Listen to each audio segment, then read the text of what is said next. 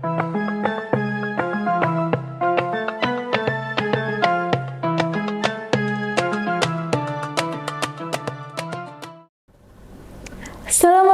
warahmatullahi wabarakatuh. Alhamdulillahirabbil alamin. Wassalatu wassalamu ala asyrafil anbiya'i wal mursalin wa ala alihi washabihi rasulillahi ajmain. Amma ba'du. Halo sahabat cendekia, selamat datang di Kurma Kuliah Ramadan Man Insan Cendekia Sia. Bersama saya Adelis Putri Berlian yang akan menemani sahabat cendekia semua pada edisi Kurma kali ini. Sahabat cendekia, kini kita sedang bersama seorang ustadz yang bernama Ustadz Raski SPD. Beliau merupakan seorang guru dan pendakwah di Man Insan Cendekia Sia. Kita sapa dulu ya. Assalamualaikum Ustadz, apa kabar? Waalaikumsalam warahmatullahi, alhamdulillah baik. Ustadz, ini ada pertanyaan nih Ustadz dari sahabat kita, yakni Edzen Ahmed. Ia bertanya Ustadz, bagaimana sih cara... Dia bertanya Ustadz, banyak nih dari kita umat muslim berbondong-bondong dalam meningkatkan ketakwaan dalam beribadah kepada Allah Subhanahu wa taala. Sebenarnya Ustadz, di mana sih letak dari takwa itu sendiri? Ya, bagus sekali pertanyaannya. Bismillahirrahmanirrahim. Assalamualaikum warahmatullahi wabarakatuh. Waalaikumsalam warahmatullahi wabarakatuh. Alhamdulillahirabbil alamin. Assalatu wassalamu ala asyrafil anbiya'i wal mursalin wa ala alihi washabbihi ajma'in. Sahabat cendekia rahimakumullah. Baik, ada pertanyaan tadi dari sahabat insan cendekia yang bertanya perihal takwa. Kalau kita bicara tentang takwa, mungkin kata ini sudah tidak asing lagi bagi kita semua ya. Mungkin sejak SD kita, SMP sampai madrasah, bahkan sampai dewasa sering kita dengar para ustadz kita bicara tentang takwa. Namun pada kali ini mungkin saya pribadi mungkin ingin berbagi atau menambahkan yang makna dari takwa itu. Takwa menurut bahasa itu kalau boleh kita maknakan itu berarti takut ya. Takut di sini sehingga implikasinya adalah ke dalam bentuk amal perbuatan kita.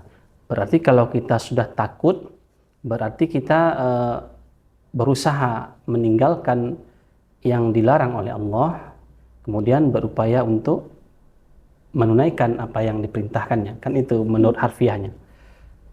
Sebenarnya makna takwa itu kalau kita merujuk ke dalam Al-Quran, itu banyak sekali maknanya, luas sekali Adelwis.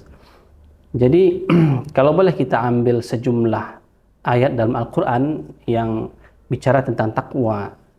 Misalnya dalam surah Ali Imran ayat 2 misalnya. Bismillahirrahmanirrahim. Ya ayyuhalladzina amanu taqullaha haqqa tuqatih wa la tamutunna illa wa antum muslimun. Wahai orang-orang yang beriman, bertakwalah engkau dengan sebenar-benar takwa. Kemudian janganlah engkau mati atau meninggalkan dunia ini sebelum menjadi seorang muslim. Kemudian dalam ayat lain juga bisa kita ambil misalnya surah Al-Baqarah ayat 183. Ya ayyuhalladzina amanu kutiba alaikumusiyam kama kutiba alal ladzina min qablikum la'allakum tattaqun.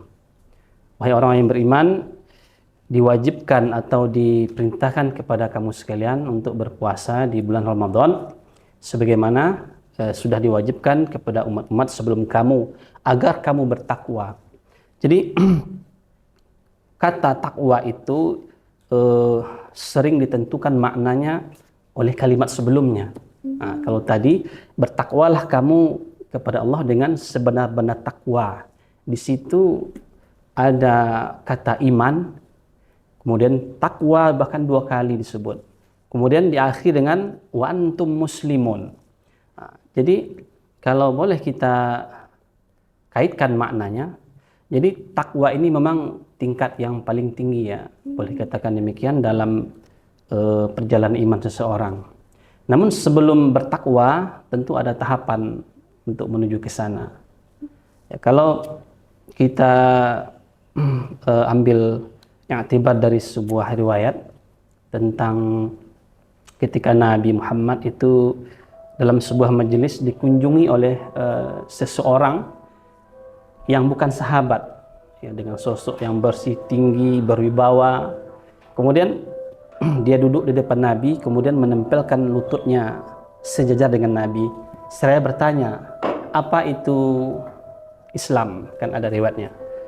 Nah, kemudian disimpulkan oleh ulama di hadis itu, Islam yaitu yang rukun Islam yang 5 itu kan, syahadat, salat, puasa, zakat, haji. Kemudian ditanya lagi Nabi, apa itu iman? Kemudian disimpulkan oleh ulama dalam hadis itu, iman yaitu yang rukun iman itu, percaya kepada Allah, malaikat, kitab, rasul, hari kiamat, dan qadar baik dan qadar buruk. Sebenarnya tingkatan itu secara garis besar dapat kita ambil sebagai sebuah simpulan bahwasanya untuk menjadi seorang yang bertakwa itu tidak mudah memang, tentu dengan tahapan-tahapan. Mungkin seseorang itu harus Islam dulu, ya, Islam, kemudian dengan Islamnya itu, dengan iman dan percaya, dia menunaikan segala kewajiban dan menghentikan segala larangan. Kemudian di antara takwa dan iman itu ada satu lagi, ihsan. Akan ihsan ini yang paling rumit sebenarnya. Mungkin kita kalau dalam beribadah kita nggak tahu niat ya masing-masing kita kan, kita nggak tahu entah karena lantaran apa atau sebab apa dia melakukan itu. Tapi ihsan menunjukkan, kata Nabi itu bahasanya, kalau ihsan itu dimanapun dia berada, dengan siapapun, tetap dia melakukan itu amal soleh karena Allah Subhanahu Wa Taala. Kata Allah, mungkin engkau, kata Nabi, mungkin engkau tidak bisa melihat Allah, tapi yakinlah Allah pasti melihat engkau. Itu barangkali. Ya. Masya Allah, syukran Ustaz atas ilmunya. Nah, udah terjawab ya pertanyaan-pertanyaan tadi. Kini kita telah tiba di penghujung acara. Saya Adelis Putri Berlian pamit undur diri. Dan sampai jumpa di edisi Kurma selanjutnya. Dadah, wassalamualaikum warahmatullahi wabarakatuh.